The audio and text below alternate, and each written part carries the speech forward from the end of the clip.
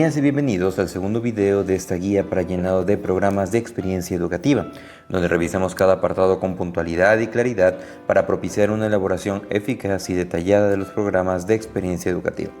En este segundo video nos estaremos centrando en el componente pedagógico, el cual comprende los puntos 17 a 22, y en ese video se abarcará hasta el punto 21, mientras que el punto 22 se revisará en el siguiente video del módulo 3 de esta guía de llenado. Comenzando con el punto 17, justificación articulada a la fundamentación del plan de estudios, es un texto que describe detalladamente el aporte y alcance que la experiencia educativa hace al perfil de egreso, donde se respalda la importancia de cada experiencia educativa. Comprende los siguientes lineamientos. 1. Explicitación de las relaciones entre la unidad de competencia, los saberes teóricos, heurísticos, axiológicos, las estrategias metodológicas y la evaluación integral del aprendizaje del programa de la experiencia educativa, observando y buscando la congruencia y pertinencia académica.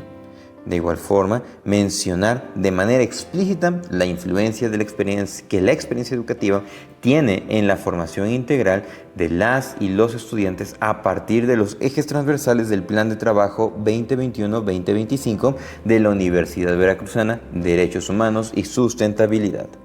La justificación es un texto con una extensión de máximo 20 líneas, 20 renglones.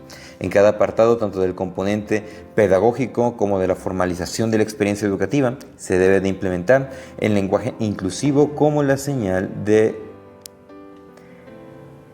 En cada apartado, tanto del componente pedagógico como de la formalización de la experiencia educativa, se debe implementar el lenguaje inclusivo como lo señala el protocolo de la coordinación de la unidad de género en sus lineamientos, lenguaje incluyente y no sexista, siendo redactado como el estudiante en singular y los estudiantes plural.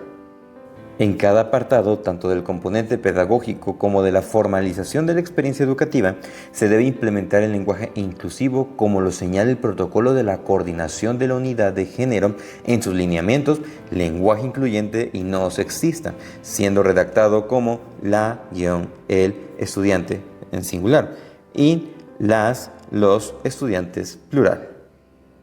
La unidad de competencia es la intención formativa de la experiencia educativa, basada en la competencia de mayor complejidad que se desarrollará a lo largo de la experiencia educativa. Cuenta con indicaciones específicas tales como 1.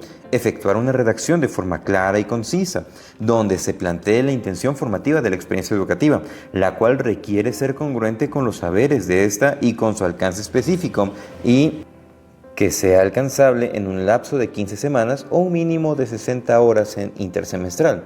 2. Considerar que incluya solo una acción principal. Se recomienda hacer uso de la taxonomía de Bloom, contemplando los niveles cognitivos y cuál se ajusta a las experiencias educativas.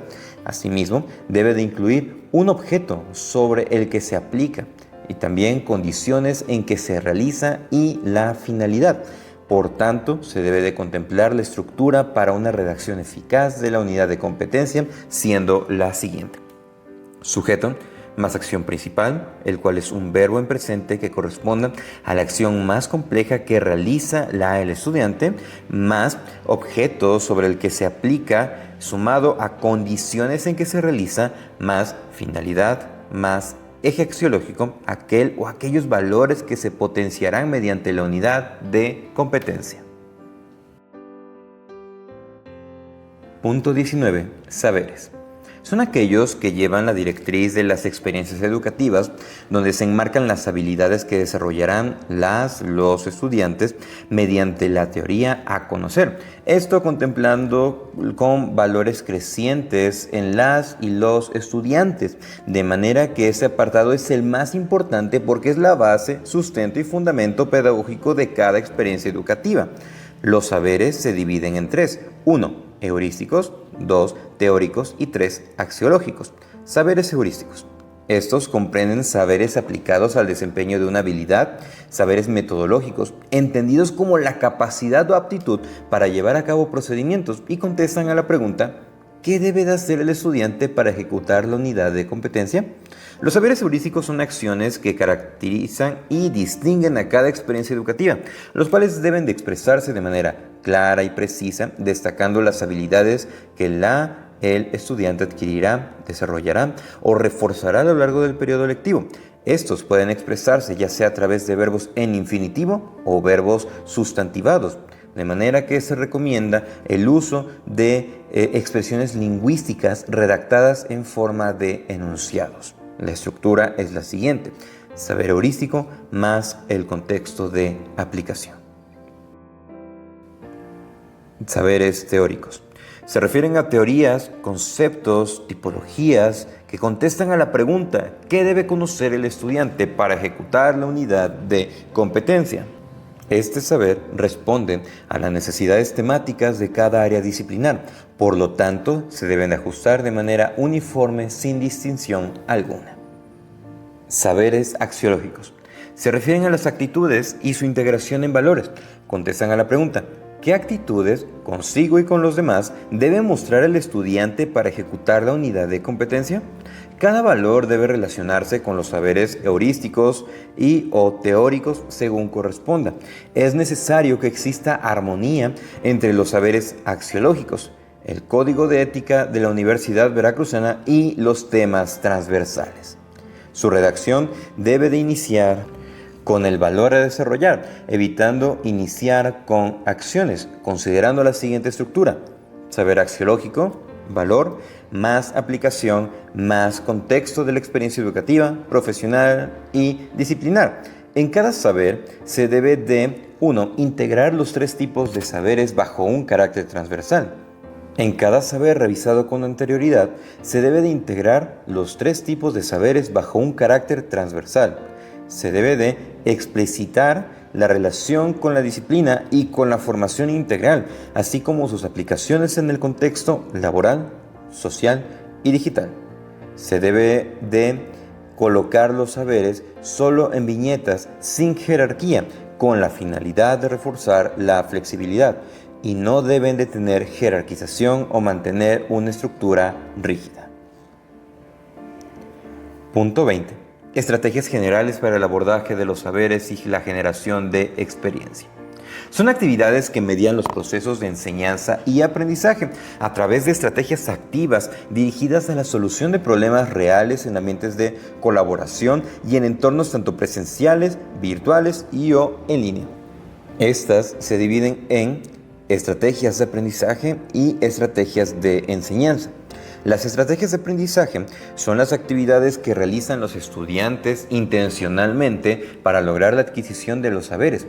Estas pueden ser dirigidas o autónomas y permiten visualizar los apoyos educativos. Estos dependen de las características de las modalidades y el ambiente de aprendizaje. Por ello, deben de ser coherentes con la evaluación integral del aprendizaje, correspondiente al punto 22. Las estrategias de enseñanza son el conjunto de acciones ocupadas por el docente para mediar y promover el aprendizaje activo dentro y fuera del aula. Están orientadas para el logro de la unidad de competencia, siendo coherentes con la evaluación integral del aprendizaje, correspondiente al punto 22.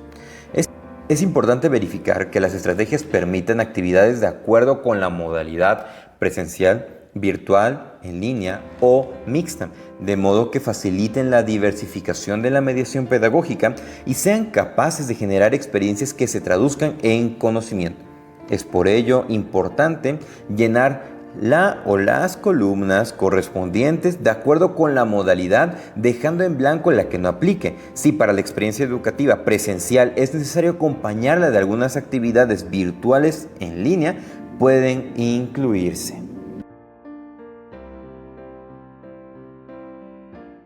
Apoyos educativos.